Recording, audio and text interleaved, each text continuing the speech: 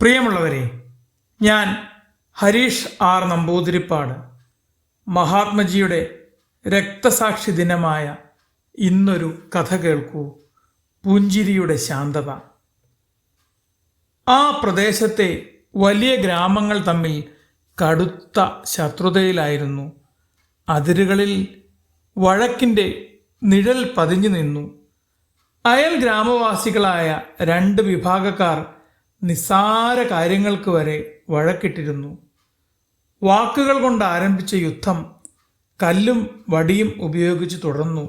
ഒടുവിൽ കയ്യാങ്കളിയും ആയുധക്കളിയുമായി മാറിയ നേരത്താണ് മഹാത്മജി ആ ഗ്രാമത്തിലെത്തിയത്. അദ്ദേഹം ചോദിച്ചു, നിങ്ങളുടെ വേദന മറ്റാരെയെങ്കിലും വേദനിപ്പിച്ചാൽ മാത്രമേ മാറൂ എന്നാണോ കരുതുന്നത്? മറ്റുള്ളവരുടെ ദുഃഖമാണോ നിങ്ങളുടെ സന്തോഷം? അദ്ദേഹം എല്ലാവരെയും നോക്കി പുഞ്ചിരിച്ചു. പതിഞ്ഞ ശബ്ദത്തിലുള്ള ആ പുഞ്ചിരി, ആ ചോദ്യം ഏവരുടെയും ഹൃദയത്തിൽ തട്ടി. ആളുകൾ മൗനമായി. ഗാന്ധിജി മണ്ണിലിരുന്നു. ഈ മണ്ണ് നാം ജനിച്ചു വളർന്നതല്ലേ?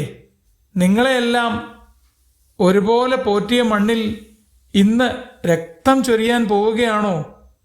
ഒരു യുവാവ് മുന്നോട്ട് വന്നു. അവർ ഞങ്ങളെ അപമാനിച്ചു, അതിന് മറുപടി കൊടുക്കാതെ എങ്ങനെ?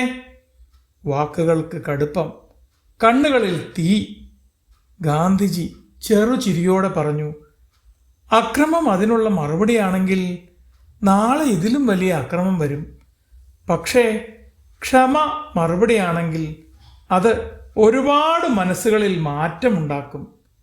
അദ്ദേഹം തൻ്റെ കയ്യിലുണ്ടായിരുന്ന ചെറിയ ചർക്ക നിലത്തുവച്ച് തിരിച്ചു. നോക്കൂ, ഇത് ശബ്ദമില്ലാതെ തിരിയുന്നു, പക്ഷേ ഒരുപാട് വസ്ത്രങ്ങൾ ഇതിൽ നിന്ന് ജനിക്കുന്നു. അഹിംസയും അങ്ങനെ തന്നെയാണ്. ശബ്ദമില്ല, പക്ഷേ ശക്തി അപാരമാണ്. അന്ന് ആരും പരസ്പരം ആക്രമിച്ചില്ല, ആരും തോറ്റില്ല. പക്ഷേ ഒരുപാട് പേർ തങ്ങളുടെ കോപത്തെയും വൈരാഗ്യബുദ്ധിയെയും ജയിച്ചു. ഗ്രാമങ്ങളിൽ സമാധാനം പുലർന്നു. ഗാന്ധിജി ദീർഘനിശ്വാസം ചെയ്തു. പിന്നീട് ആ ഗ്രാമത്തിലെ ജനങ്ങൾ അയൽ ഗ്രാമങ്ങളുമായി വളരെ സൗഹാർദ്ദത്തോടെ ജീവിച്ചു.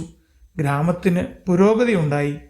കാലങ്ങൾക്ക് ശേഷം അനന്തര തലമുറയിൽപ്പെട്ട കുഞ്ഞുങ്ങളോട് ഒരാൾ പറഞ്ഞു, ഒരു ദിവസം ഒരു മനുഷ്യൻ ഞങ്ങളെ തോൽക്കാൻ അനുവദിച്ചില്ല.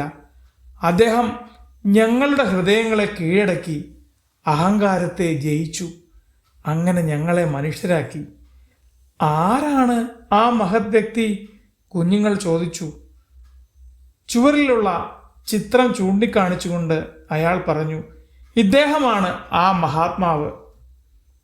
അപ്പോഴും ആ ചിത്രത്തിലെ പുഞ്ചിരിക്ക് വശ്യമായ നിഷ്കളങ്കതയുണ്ടായിരുന്നു.